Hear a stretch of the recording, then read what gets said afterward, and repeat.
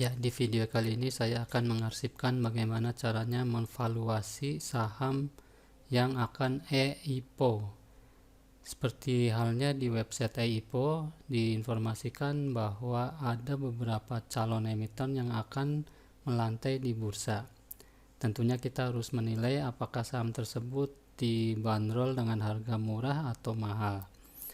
Nah, ini salah satunya saya akan menilai contoh saham NINE ya, Teknologi Indonesia. Ini berdasarkan versi saya sendiri. Kemudian saya klik yang prospektusnya, kemudian saya buka. Ini hasil bukanya. Nah, sebelumnya terlebih dahulu kita ketahui juga saham ini bergerak di bidang apa. Cara mengetahuinya sekilas itu melalui di halaman depan biasanya. Di halaman depan akan tertera di prospektus itu bergerak di bidang perdagangan komputer dan perlengkapannya. Jadi ini untuk melihat secara cepat bahwa perusahaan tersebut bergerak di bidang apa, karena saham ini IPO ini kan masih baru semua, jadi kita sama sekali belum tahu informasi apa-apa. Nah, ini di prospektus bisa dilihat dari jenis perusahaannya bergerak di bidang apa. Kemudian berapa jumlah lembar saham yang akan diterbitkan bisa dilihat di sini. Penawaran umum perdana saham di sekilas ya, di halaman awal biasanya muncul seperti ini. Nah, ini informasi yang perlu kita ketahui terlebih dahulu sebelum kita menghitung selanjutnya. Di sini saya sudah sederhanakan dengan menggunakan Excel. Ini untuk memudahkan saya sendiri juga. Di sini yang perlu dicari materinya atau bahan-bahannya adalah jumlah lembar saham, kemudian jumlah aset, jumlah hutang, besarnya equity, kemudian berapa pendapatan, kemudian laba terakhir ya. Laba per lembar saham ini mengikuti setelah semuanya ini diketahui, karena ini operasi rumus. Nah, oke. Kemudian ini saya sederhanakan, ini kan tadinya kosong semua ya. Saya dapatkan satu-satu dengan cara seperti ini. Jumlah lembar saham ditempatkan dan di store penuh, ini sebelum IPO, dan ini saya bandingkan dengan yang setelah IPO. Ya, sebelum IPO dan sudah IPO. Kenapa saya persandingkan seperti ini? Karena saya ingin melihat berapa PER dan price book value ya, karena kalau IPO itu kan dananya itu masuk dan akan digunakan memberikan manfaat itu kurang lebih 2 tahun ya.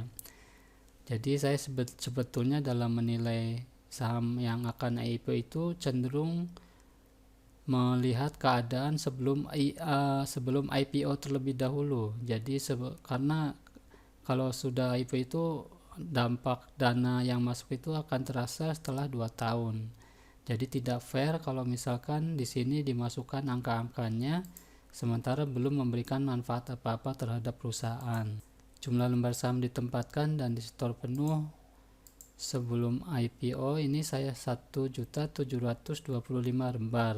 Ini dalam angka penuh ya. Ini didapatkan dari mana?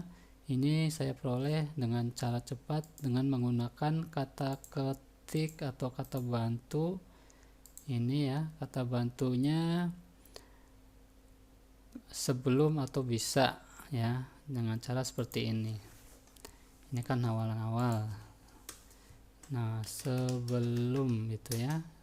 Ini Ctrl F ya, menggunakan Ctrl F di PDF-nya, kemudian cari aja next. Nah, itu tadi. Nah, di sini akan mendapatkan informasi sebelum penawaran ya. Sebelum penawaran itu harga saham atau jumlah lembar sahamnya itu adalah 1.725.000.000. Ingat ya, mencari jumlah lembar sahamnya itu adalah jumlah modal ditempatkan dan di setor penuh ya. Jadi ini yang dicatat yang sudah diberikan permodalan. Kalau ini kan saham masih portable, masih sisa. Kalau ini saham dasarnya, dan ini yang sudah dilakukan penyetoran modal.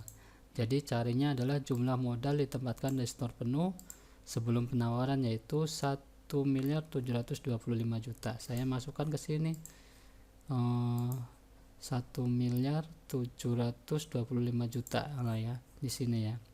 Nah ini saya hidden aja nih biar enggak. Nah ini saya hidden, hide gitu ya. Nah ini 1.725.000.000. Kemudian yang sudah IPO itu berapa? Yang sudah IPO itu 2.157.000.000. Nah berarti selisihnya antara ini dengan yang ini berarti itu yang diterbitkan di IPO gitu ya. Nah ini udah saya buat di sini, yang diterbitkan itu adalah selisihnya ini sama ini dikali nanti harganya adalah Rp90, nanti akan diperoleh dana segini. Nah kemudian jumlah aset sebelum dan sesudah IPO itu berapa. Nah biasanya kan di prospektus itu banyak lembar halamannya ya, sehingga kita memakan waktu juga. Untuk cara cepatnya itu ketik aja namanya aset ya.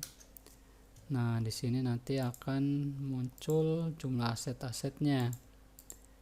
Nah, terus kemudian ini di sinilah di ikhtisar keuangan ya, atau cari aja ikhtisar keuangan ya, atau ini saya tambahkan di sini edit atau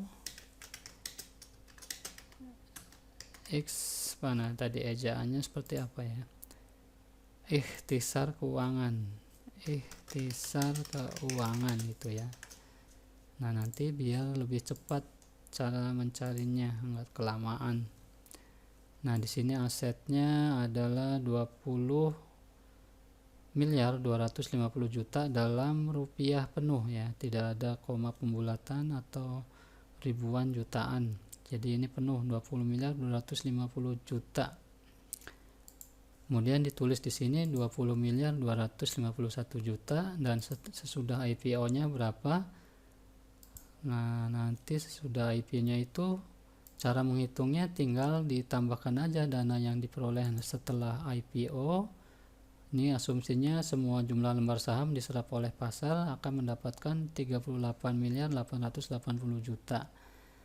Angka ini berasal dari mana? Yaitu emisi atau terbit jumlah lembar saham yang diterbitkan dikali dengan harga saham yang dibandol pada saat IPO ya, dikali 90. Ini asumsi paling tinggi. Mendapatkan dana hasil dari IPO itu sebesar 38.880.000.000, nanti ditambahkan di sini ya. Nah nanti di sini masuknya ke jumlah aset. Kenapa di jumlah aset? Karena otomatis akan mendapatkan uang segar. Nah uang segar itu kalau nggak ditaruh di kas ya di rekening bank. Jadi di sini masuk ke aset. Kemudian jumlah hutang pakai kata kunci liabilitas di sini.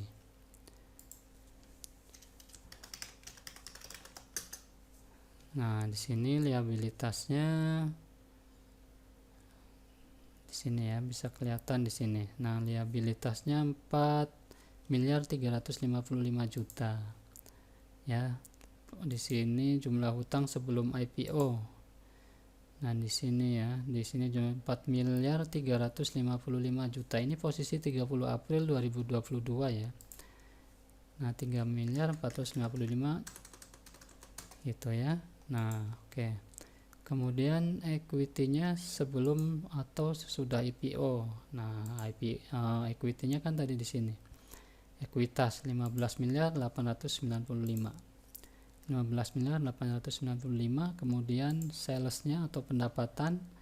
Pendapatan itu dengan menggunakan kata kunci pendapatan ya. Di sini. Cari aja sini pendapatan.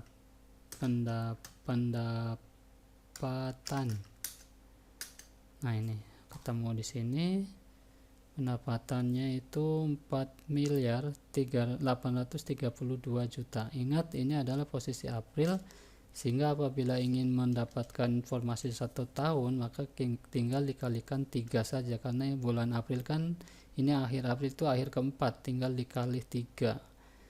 Nah ini 4,8 miliar dikali 3. Nah nanti hasilnya seperti ini ya, kali 3 hasilnya 14.496.000.000. Nah, ini untuk yang sesudah IPO kita asumsikan sama. Kalau yang equity-nya yang sesudah IPO kita asumsikan penerbitan saham itu mendapatkan rupiah masuk ke equity, modalnya jadi ikut bertambah. Jumlah hutangnya anggaplah tetap di sini. Kemudian di sini jumlah aset akan bertambah seiring dengan penambahan kas. Kemudian jumlah lembar saham ditempatkan di store penuh, yang tadi ya, setelah diserap semua. Oke, ini jika sudah semua, masukkan ke dalam rumusnya seperti ini. Nah, ini diklik 2 kali, jumlah lembar saham dibagi dengan jumlah laba terakhir sebelum atau sudah IPO. Nah, ini laba per lembar sahamnya itu 1.35. Nah, setelah IPO posisinya nanti 1.08. Kemudian harga sekarangnya dipakai target, pakai asumsi harga yang paling tinggi 90. Kemudian pernya di sini didapatkan dari hasil rumus harga sekarang dibagi dengan laba per lembar saham. Kalau yang ini mendapatkan 66.9 kali, kalau ini jadi lebih mahal 83,6 kali. Kenapa inilah menjadi lebih mahal? Karena di sini nilai pembaginya lebih besar ya. Di sini 90, sedangkan pembaginya di sini menjadi jumlah lembar sahamnya kan karena lebih banyak 2.157, sehingga karena pembaginya lebih besar sehingga menghasilkan laba per lembar sahamnya itu kecil, yang akan berakibat pada pernya jauh lebih mahal. Kemudian di sini nilai bukunya diperoleh dari ekuitas jumlah dibagi dengan jumlah lembar saham, mendapatkan book value-nya 9. Kalau yang setelah IPO mendapatkan book value-nya 25 rupiah. Setelah dikonversikan atau dibandingkan dengan harga sahamnya apakah mahal atau murah dengan menggunakan price book value, ternyata price book value-nya 9,8. Kalau yang sesudah IPO hanya mendapatkan 3,5. Kenapa di sini menjadi lebih kecil? Karena di sini nilai bukunya, book value-nya itu lebih besar ya, 25 dibanding dengan 90. Kemudian return on equity-nya, kalau yang sebelumnya itu mendapatkan ROE 15%. Ini juga penting informasi ini karena saya akan bandingkan dengan tingkat suku bunga bebas risiko, yaitu rata-rata kan kalau misalkan memakai dengan acuan suku bunga bank di Indonesia gitu ya, atau obligasi yang diterbitkan oleh saham pemerintah atau pemerintah ya sekitar 7% ya, berarti ini lebih tinggi ya, bagus 15%. Nah, sesudah IPO hanya 4%. Rasio hutangnya ini ternyata hutangnya kecil ya, 0,2, apalagi setelah penerbitan saham menjadi 0,1. Nah, setelah mendapatkan informasi seperti ini, diperolehlah bahwa saham Nine ini termasuk menurut saya itu terbilang mahal karena mempunyai pernya 83 kali dan pernya sebesar 66 kali gitu ya. Nah, berapa sih harga yang wajarnya ya? Harga wajarnya ya kalau misalkan 50 juga itu masih kemahalan ya. Jadi saya tidak akan berpartisipasi atau tidak memesan untuk saham ini karena terlalu mahal. Tapi biasanya fenomena IPO itu kan kalau tidak naik ya turun, jadi fluktuasi banget gitu ya.